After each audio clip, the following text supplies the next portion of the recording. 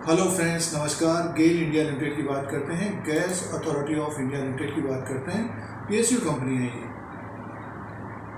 गेल India PSU company है। Stock price 107 में है दोस्तों। और इसका जो साल का हाई है 113 रुपये का है, और इसका जो साल का हाई है 113 रुपये 95 पैसे का है, और लो है साल का जो निचला स्तर है 83 का है, और स्टॉक प्राइस 107 में है। शेयर बाजार की बात करते हैं तो तेजी में है, अपने हाई के आसपास निफ्टी का इंडेक्स है। और जो विशेषज्ञ हैं बाजार के, और बहुत सारे विशेषज्ञों के बहुत सारे बयान भी आ रहे हैं, मार्केट अपने हाई के आसपास कारोबार कर रहा है। बहुत सारे शेयरों में तेजी भी है, बहुत सारे शेयरों में तेजी है, और कुछ सेक्टर के शेयर नीचे की तरफ कारोबार कर रहे हैं। जैसे कि गेल इंडिया लिमिटेड की बात कर रहे हैं तो आपके पोर्टफोलियो में स्टॉक है, तो गेल में भी थोड़ी बहुत तेजी है और 107 में स्टॉक प्राइस है।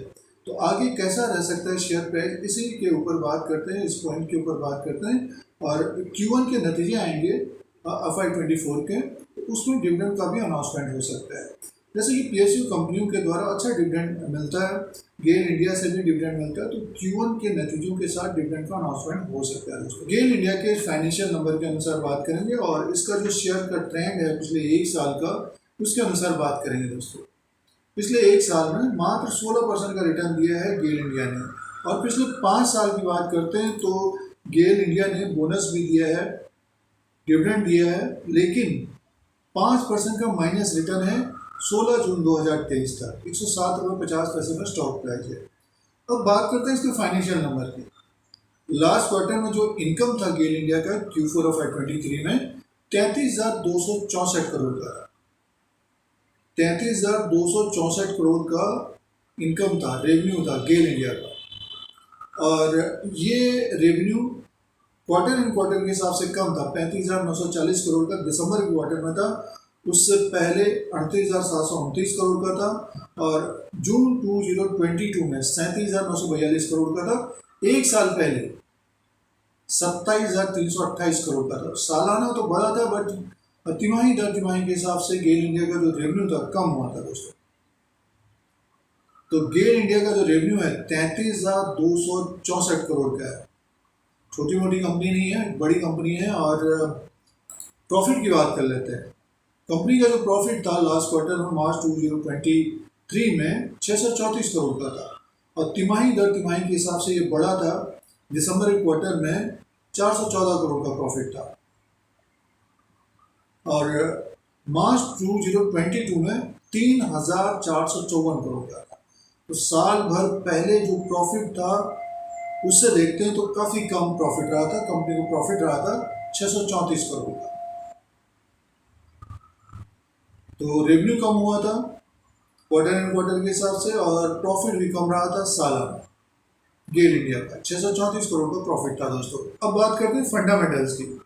इसका जो मार्केट कैप है 70,452 करोड़ का, 70,452 करोड़ का मार्केट कैप है। फेस वैल्यू है 10 रुपीज़ का, फेस वैल्यू 10 रुपीज़ का है। बुक वैल्यू पर शेयर है 98 का, बुक वैल्यू पर शेयर है 98 का। और इसका जो अर्निंग पर शेयर है 8.48 का है दोस्तों। प्रॉफिट कम रहा था तो इसका अर्निंग पर शेयर हो गया 8.48 का हो गया, और डेब्ट टू इक्विटी है 0.27 का। तो इसका जो बुक वैल्यू है 98 का है, तो अपने बुक वैल्यू के आसपास ही ये कारोबार कर रहा है। मान के चलिए 100 का बुक वैल्यू है और स्टॉक प्राइस 107 में है।